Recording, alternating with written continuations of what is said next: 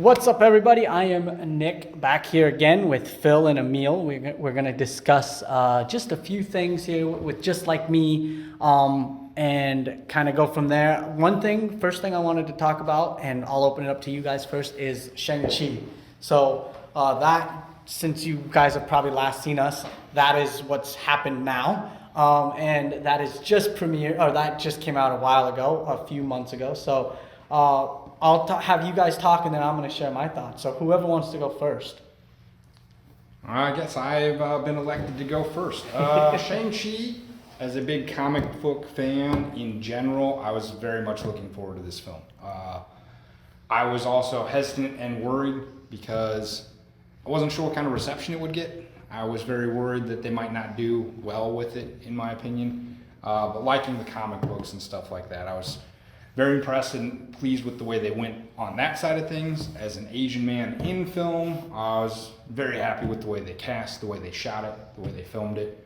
As a filmmaker, I was very pleased with pretty much everything. I'll let Emil talk more about some of the action sequences and fight choreography because we discussed that a little bit beforehand.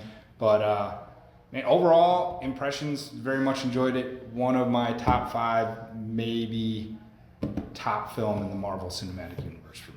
Awesome. It is up there though. Yeah, I didn't know anything coming into this, like nothing about the character, which is kind of irregular for me because I'm definitely a comic junkie. That's just like a portion of the world I just wasn't familiar with. I wasn't familiar with Simu's like body of work. Like, this is where y'all can judge me. I hadn't seen Kim's Convenience Store yet, still haven't. But I came in with an open mind, and then maybe the expectation is like, okay, cool, like this is gonna be like our Black Panther, and I was so pleasantly surprised because there were just so many signs that like maybe they weren't pushing this hard enough. Like there were so many things that that worried me about the rollout. That's like, okay, what if this is a flop? But no, like the cinematography is solid. The performances are great. They have Tony is a legend. I just watched Wong Kar-wai's In the Mood for Love, so I'm like Tony Leon. Yeah, so I'm Yes. like appreciating his like filmography now, and like the fight choreography is easily the most solid in the entire MCU. Like just the way that it's treated, whether it's the cinematography, like often you get like the Jason Bourne like fast cuts, and you don't really get to appreciate the movements or like the skill that the actors or stuntmen have in this, and like it's so fantastic in both a technical sense and like scope sense, because right now the MCU is in this space between street level heroes like the Disney Plus series, and then like this giant, like the stakes are entirely way too high, cosmic like event multiverse era, and this broadens horizons. Like it was one of the first in this phase to just kind of expand and find out like the magical, fantastical sense outside of like the main movies. As far as fight scenes and stuff go, this is exactly what I wanted to see from Iron Fist. Oh. Yeah, yeah, right. Like this is the movie. It's like this is what like as far as fight choreography and everything. I'm like, why was who let whoever do Iron Fist the way they did? Like this is what I wanted. I wanted that really good martial arts because he's supposedly the greatest in the world. And like every fight scene he was in was like this awful. It's that Kevin Feige touch, and then it's also money. Yes. Well, yeah, that too. But like I said, I hated Iron Fist. There was one cool fight scene in Iron Fist though, where he was fighting the drunken boxer. There was like the head guardian of the hand. Hell, Daredevil was a better Iron Fist. Well, Yes. yeah. I think when I think Simu, it's his story, his journey is doing, because he also started in Hollywood as stunts too, doing stunts, being a stuntman. Oh. And then transitioned into becoming an actor I think he even worked, and don't quote me on this, I have to go back and look, but I do remember, I think he worked for Wong Fu Productions a long time ago when they started on YouTube as kind of one of the first Asian, kind of people on YouTube and stuff like that. So I think he did a couple of things with them first. And that's kind of how I think he got more discovered and noticed and everything. I loved it. I think that, like, I'm glad that you said that, like, our Black Panther, because it kind of was. I mean, I know everyone's like, you know, and I love that they put Benedict Wong from Doctor Strange. I love that they had his character in there, because I was like, you got to have him somewhere, and I'm glad they kind of mixed it in with him, like, in the fighting arena type of thing, which was kind of cool. But I think, I love this because you don't really have to be a Marvel fan to understand this, because, like I was telling you guys, we were discussing it earlier, my wife saw it and she said it was more like a kung fu movie. She actually enjoyed it, because she's not a huge Marvel person, but she liked that, and she's like, I didn't need to see the other ones to understand this story. You know, it kind of goes with its own thing. I loved, and I think we discussed this too, I loved Aquafina in it. It was at first it was a little weird, and she was funny at first, and then when it started getting serious, it's like, is she actually going to take this serious? And she does. She becomes kind of a hero. So I loved her character in it. You know, Michelle Yeoh, again, she's like everyone's Asian mom. She's been in like everything, and she kills it in this. I think everyone killed it. I loved Ben Kingsley in it. He was hilarious. Yes. I started laughing every time he was on. I just like laughed. He was such a good comedic relief. And I think that was a kind of a good shift, because a lot of times you see an Asian person as the white superhero sidekick, kind of, that's a little bit funny. And it was kind of nice to see that kind of reversal with, you have now a white actor, a white person that's like the Asian superhero. It's not really his comic relief, but he added a it. very long list of Asian sidekicks. Yes, yes, and that'll have to be another episode. I love the suit. They didn't like mess up the suit, which I loved too. It was very simple, but it looked awesome. And I love the fact, and I know Simu's done an interview with this, and I didn't realize it until I watched it again. He wears Jordans throughout the whole film. Yeah, I noticed that. I was And like, he said my man's dripped out. he said that he wanted to do that because it gave the character more character. Because every superhero puts on a suit and these boots, but he was like, you know, he's a kid from the Bronx, from Brooklyn, and he's like, that's what he wears. Just wears the Jordans, you know. No, they are both Bay Area, San Francisco Bay Area, super authentic. I think when they go meet the family in that opening, like, breakfast scene. Oh yes, man, yeah, no, they got it. Yes. Shout out to the writers. So I loved that. I loved all of that, and I'm glad that they kept that in there with the Jordans and everything. And you know, you talked about Iron Fist, and I know that there's been a huge push to make Iron Fist Asian, to just redo the whole thing. I mean, even if you didn't, though, the fight choreography was a huge letdown for. Yeah, I could supposedly being the greatest martial artist of all time. I can honestly, I can get away with like the race, like, change race casting. Like oftentimes I think there's a argument about, like, well, we want to see more diversity, and it's just like, yes, we can do that, but we can also uplift original characters. A lot of these characters are like, their origin stories are tied to a specific ethnicity, and then trying to like race bend those takes away from the argument of having more diverse heroes. Yes. So like in the case of Iron Fist, like, you know, I can get it. Like his whole shtick is being a white dude that knows martial arts. Like, I get it. Yeah. Like, I mean, that's literally the whole thing. Yeah, that's the whole thing. But like the things that we can ask for that are better, like better choreography, better. Just everything in better development of other characters that were. And I think that was also the casting. Finn, I know he had done all the Game of Thrones stuff, but I don't know how well trained he was and how much time he had to prepare for that. Because there's been a lot of actors who you put into a role, like Keanu, who did John Wick, who trained for years before it even to get into that shape to be able to do that. Well, so I mean, he started doing that stuff on the first Matrix. Yes. He just never stopped. So, you know, and so I think that, but I know, like, the story when Iron Fist came out, I remember there was a room, and Louis Tan, who plays the drunken fighter, was supposed to be Iron Fist because he's half Chinese, half American.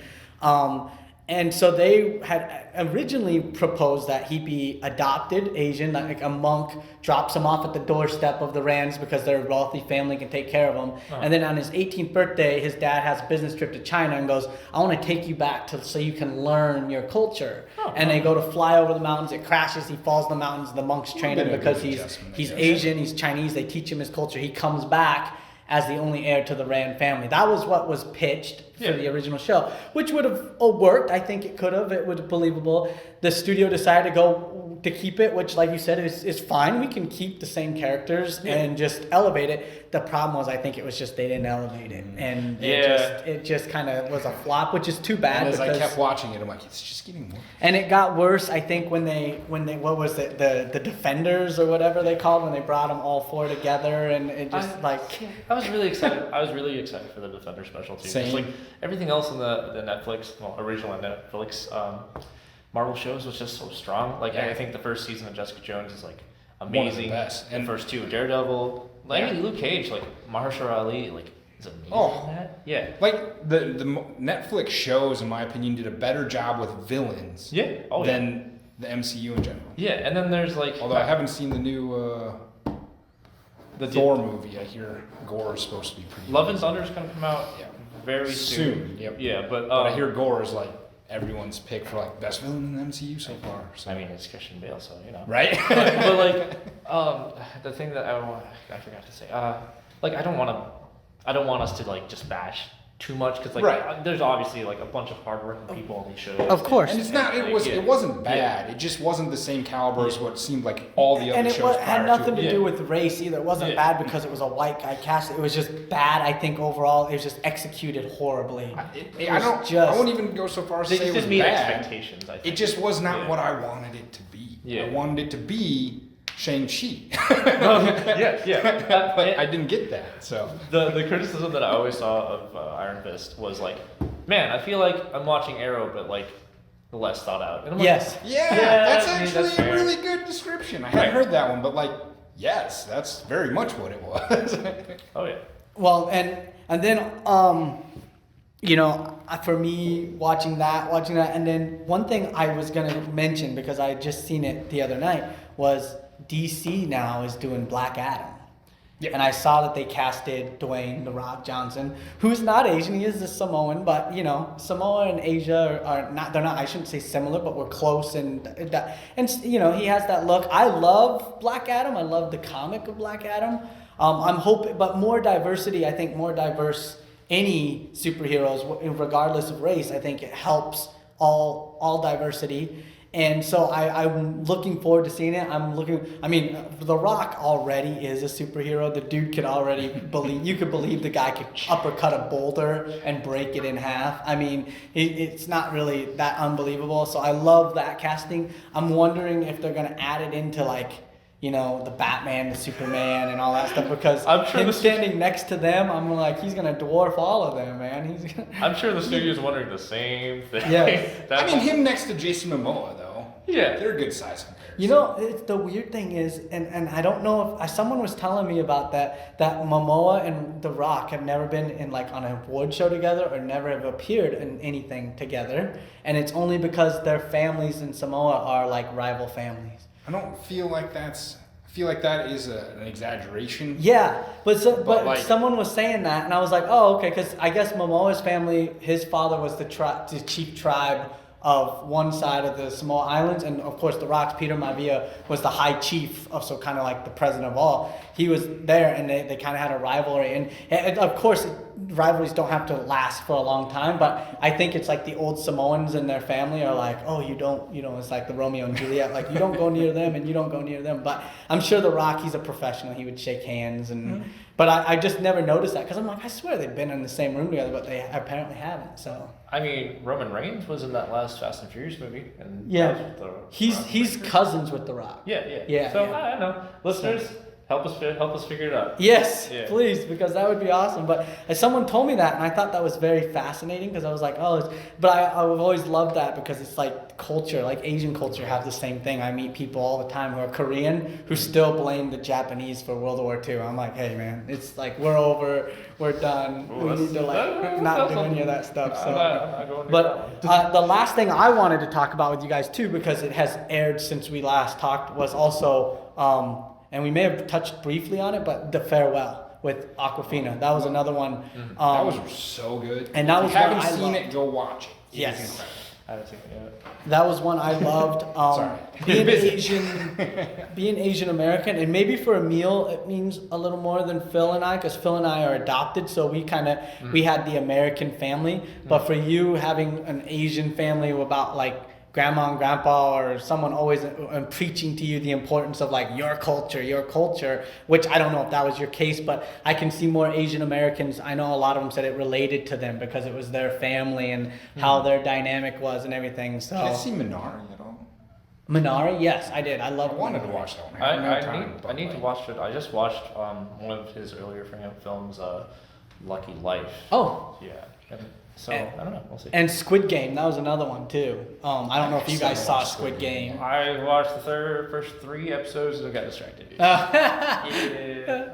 I'm doing bad here. I don't have a watched lot of time. I'm also a big Star Wars nerd, so No. when I have time to watch something, it's me catching up on those shows. Okay. Yeah. Well, I saw Squid Game.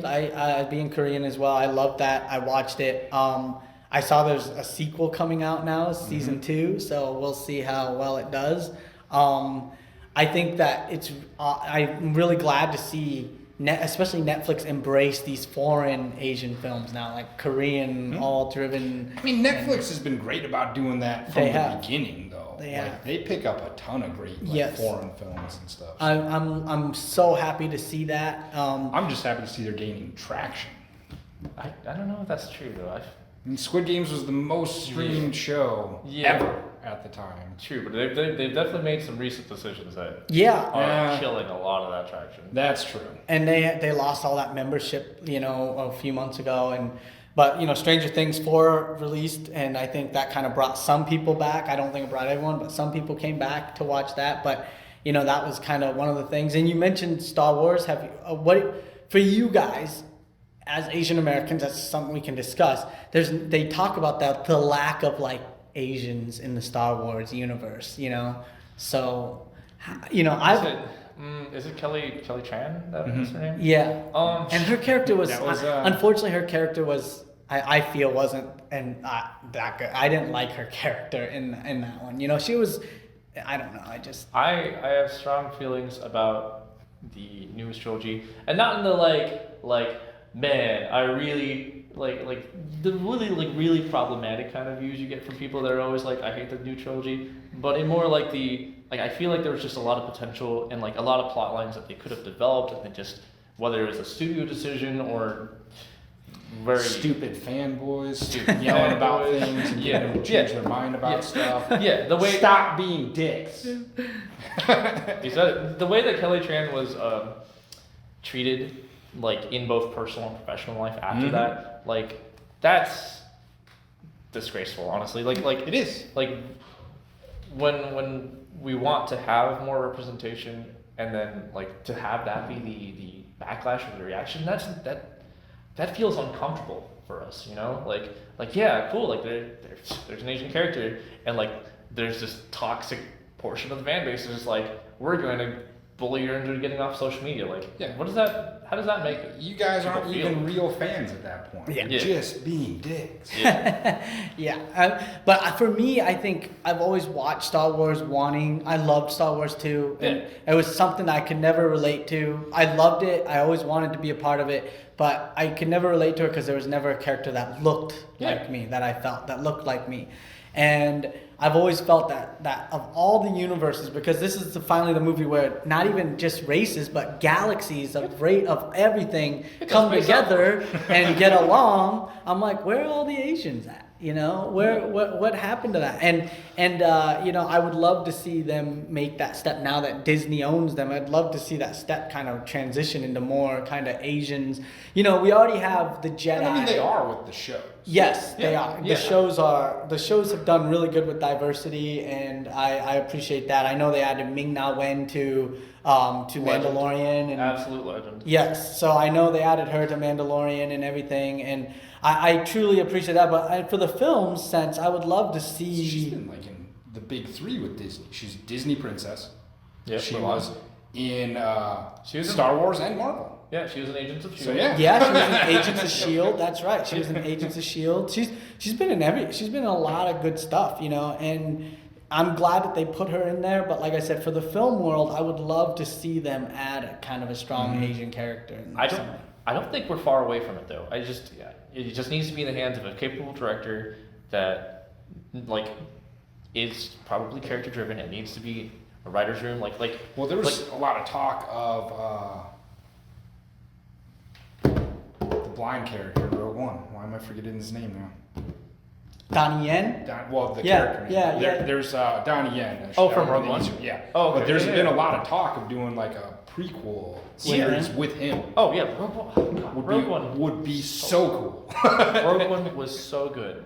I think it comes down to like in the films and the show, like we're getting there with diversity. Like you're seeing like the Ming-Na Wens, you're seeing, and even like just across the spectrum, like you're seeing Oscar Isaac, Pedro Pascal as the Mandalorian. Yep.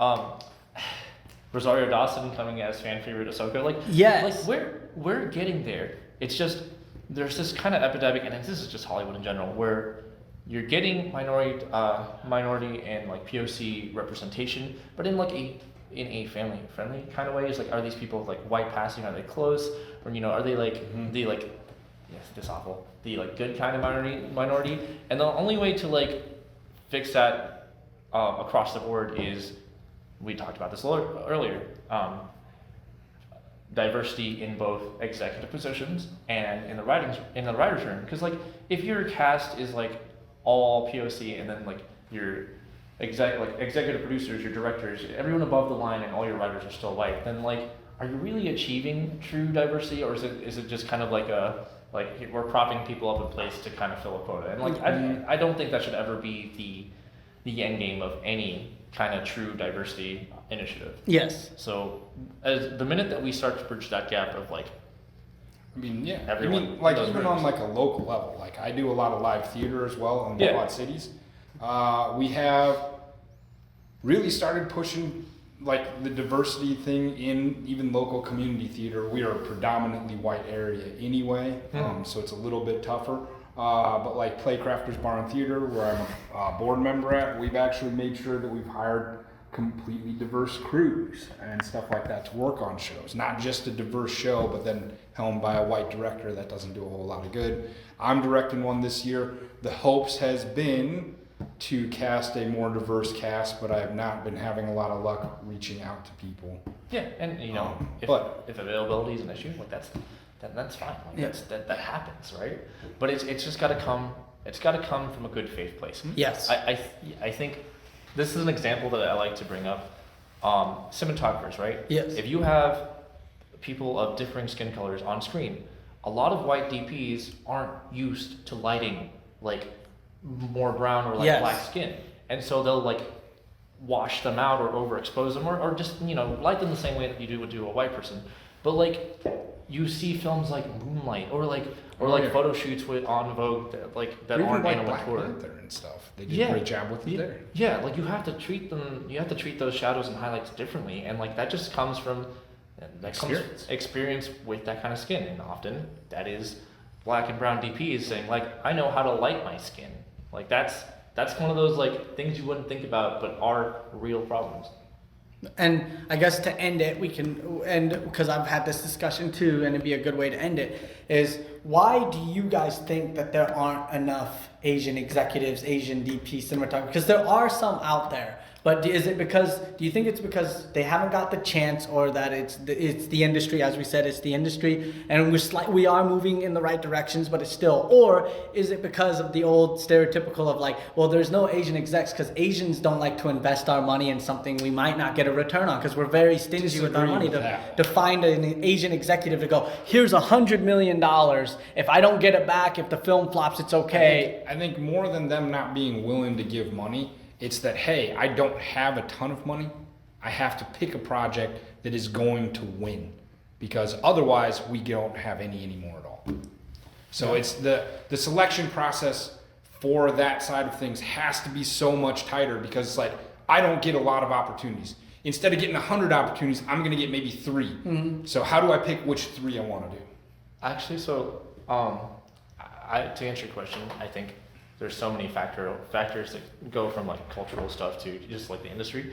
But that reminds me of a thing I saw about entrepreneurship, right? Mm-hmm. If you are not as well off, maybe it's like a carnival game. You have one shot to get it, and if you hit the bullseye, like, okay, you're set. Maybe someone that saved up a bunch of money, or saved up a little bit of money, or has like an investor behind them, gets like 3 or 4 shots to make their mark. And then people that have a lot of capital, whether that's from like a place of privilege or just like, you know, maybe like nepotism or whatever, like they get as many chances as they can to get to a successful venture.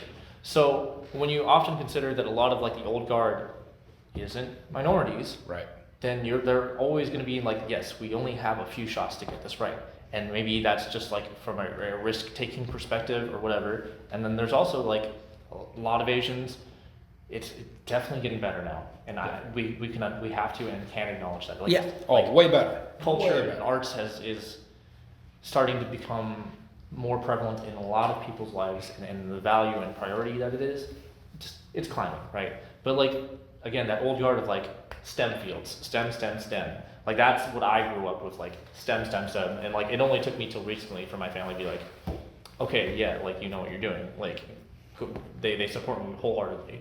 But like when I was a kid, like if I told them I wanted to be a filmmaker, a writer, a director, man, it just wouldn't have flown. Yeah. And like we're in this weird in between period where now we have this generation of like diverse voices that one have put in the time to be great at the craft, but they don't have the opportunities like that carnival game. They just don't have as many opportunities. And I think once we get to that point, like you will see that start to change. And the African American community, it's become big. Tyler Perry's got a studio and does a lot of films and African American. And everyone's like, well, what about Asians? Asian American males per capita are the richest, in America. They're the richest race and richest people. And I want some of that. And that's what I say. Richest minority. I was gonna say, I want some of that. But they actually say though that Asian Americans in the study in 2021 that Asian American males make more than even white males do. Because most of them are go to Harvard, go to UC Berkeley, get your doctorate degree, become a lawyer, become a doctor, become a dentist, and that's what they do. A lot of them have that trajectory, and and that's fine. So the question was that, I've had a lot of Asian Americans ask me is, so if we have all that money, why are we not giving it out for films? And I said, I think that stems from the cultural thing, as I was saying, is a lot of Asians we're very closed off. Like once we get that money, we're like, okay, we got to provide this life for my family and I don't want to give it out. And so as Asian Americans in the industry, as Emil said, is kind of like we have one shot. So we have a white executive who's given us this shot to do this film. And we say, okay, because I said for Simu, I said, if Shang-Chi fails, we won't have an Asian superhero probably in another 20 years. Then they knocked it out of the park. It won't be, because the way they see it is like, I'm giving it a shot, but if it doesn't do good, well, then I've just proven my fact that an Asian face can't make the money, can't be marketable. So I was really, really hoping at the end of Shang-Chi, spoiler if you haven't seen it by now, which shame on you, but at the very end, the post-credit scene where they bring in Mark Ruffalo as Hulk, and then they bring in Brie Larson as Captain Marvel, and they're having and they're having their sort of meeting about everything that's going on. I was really, really, really, really, really hoping we'd see Bruce Banner get interrupted by his assistant Amadeus Cho. Because it would have been so easy. Yeah. But you know what that would have signified in my mind? That not were they just thinking about this one, but they had already planned a future for Asian cats. Yes, I wouldn't be surprised if that's in the future though, because I think it's in the future. I mean, with She-Hulk coming out, I believe we'll see Amadeus Cho in there. Well, they're passing the OG Avengers rules. Like you can see it with Hawkeye, you can see it. But it's one of those things that like the reason why Amadeus Cho, because Hulk lost the use of his arm. They were trying to find a way, and he ends up taking over the mantle of Hulk, which is just a perfect. Like I saw him lose his arm, I feel like they're setting it up, and when I'm watching Shang-Chi, I see that, I'm like, just like a really quick, not even like on screen, just off screen, have like him being interrupted and him being Amadeus, I'll be right there. Just something, just because then I'd been like, it's coming, they're planning on it. See, watch Phil be right though, that they have all this planned, and we're just never gonna see from Phil again, because Kevin Feige's He knows too much. Yes, just takes it up. But, Phil you is know, dead. one But I've thing- been pitching for a long time that they should let me direct that one. It's my favorite comic book Well, series. Read 'em one all. thing I didn't know, Yeah. and I have to go back and watch it, that in Iron Man 3, they introduced Amadeus' mother. Yes. Dr. Cho, They've also she's technically his had an assistant. appearance of Amadeus Cho Yes. in the first Hulk movie. That's what everyone has Edward said. Norton. So I'm like, okay, well maybe they are working their way. But to like it. that was a very They're putting the seeds. Like I think there's a Cindy Moon in the new Spider-Man. Like Oh, there's- yeah. I think there's one. Don't And- quote me on that. You know, another thing you had mentioned that just quickly to end. You had mentioned Amadeus coming in because I was thinking the same thing. I'm like, was just oh, waiting for Bruce, and I was kind of waiting too. I'm like, is he gonna come in? But then also in the comics, Kamala Khan has taken over as Captain Marvel, and I she's think an that's Indian, what they're going for. and she's an Indian American, I wanna say LGBTQ. Pakistani. Is it Pakistani? I think she's I don't Pakistani? know. I don't know that she is LGBTQ. For the thing? I don't know. Okay. Yeah. Because I knew in the comic I actually thought watched she it. was. I thought in the It's comic. that so- first episode. Sorry, sidetrack. That first episode has the best cinematography of the D+ series. nice. You have to go I watch was it. so You excited have to go for it watch it. because I'm like, I really wanted. I just It's- time. It was so busy. It's a younger creative team, and they let them get loose with it. It's Oh. so Nice. It is Cool. so good. I'll have to check it out. Yeah. Well, I mean, but- it, like sorry. it harkens No, back you're to good. a story that I've been working on for years that Yep. I really wanted to make. So I'm really looking forward to seeing out the reception, how it does. Oh, you'll love it. So, So I'm glad to finally do this in person, and hopefully we can bring you guys more content in person and more things. I have some things for us as a group. Been invited to some Asian festivals to go out and interact with people and different Yeah. things. Every May, for people that live in Iowa, every May, so it was about 3 weeks ago, there's Celebration in Des Moines. We celebrate Asian Heritage Month, and they Oh, have a I saw that, huge yeah. festival in Des Moines every year with different villages and different things like that. So check that out in May. You can go to the website, just look up Iowa Asian Alliance. You can find it. We'll put the website on the link. But we also have an Iowa Asian Alliance. We have a branch in Cedar Rapids. I worked Okay. with them. I've done some things with them. And they are hosting one coming up in August, an Asian festival in Cedar Rapids, where they're going to have food. They have Asian singers. They have a bunch of things that go on there. So you can check that out. I'll get the dates and we'll post it. But yeah, check that out. And then, we've been invited to do some stuff there if we want to come up with some stuff and do some stuff there and everything. So definitely we'll be hopefully getting more out into the public and meeting. And you can check out all of our work. I'll post links to everyone's, to Emil's. Emil's doing some amazing, great things. Phil's doing some amazing, great things. So mostly construction on mine. Though, so I'll post links, or we'll post links and everything to get to their stuff, because they're doing awesome stuff and everything, and we appreciate everyone and we thank everyone. So And if you know somebody in Marvel Studios that is looking for a director for Totally Awesome Hulk, just saying, I can get you my info.